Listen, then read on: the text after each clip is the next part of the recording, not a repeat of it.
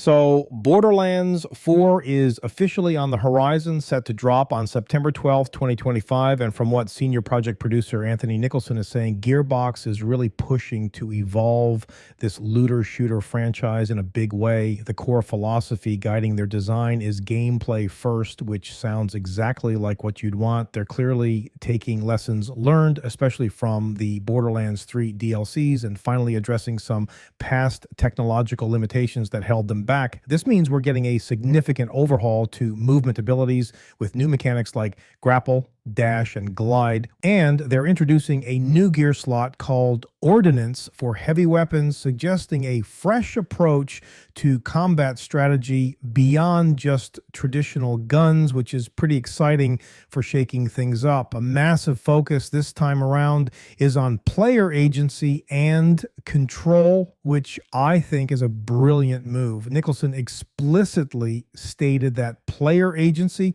is a core pillar, and as a direct result, your actual Vault Hunter character will now be present in cutscenes. This is a huge win, addressing that common criticism where you felt like a bystander in key story moments, which, let's be honest, could sometimes pull you out of the experience. They want you to feel like you are the Vault Hunter driving the narrative, not just watching it unfold. Plus, they're introducing Repkits in a new gear slot, which aren't just for healing, but also offer customizable stat boosts, really empowering you to tailor your playstyle and approach combat exactly how you want to. For multiplayer, Gearbox is aiming for a very seamless co-op experience, which is absolutely essential for a looter shooter.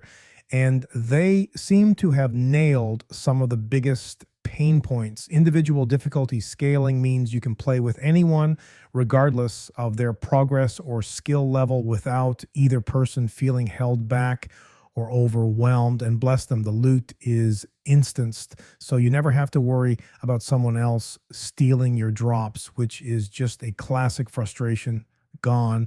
This inclusivity is designed to lower barriers to entry, acknowledging that not everyone can play the day a game drops.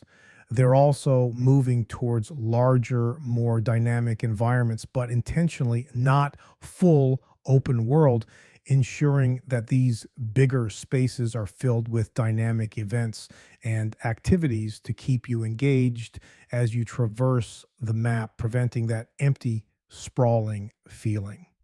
Ultimately, everything in Borderlands 4 seems to be geared towards one overarching goal, making the player feel like a badass. And from the initial hands-on impressions, it sounds like mission accomplished.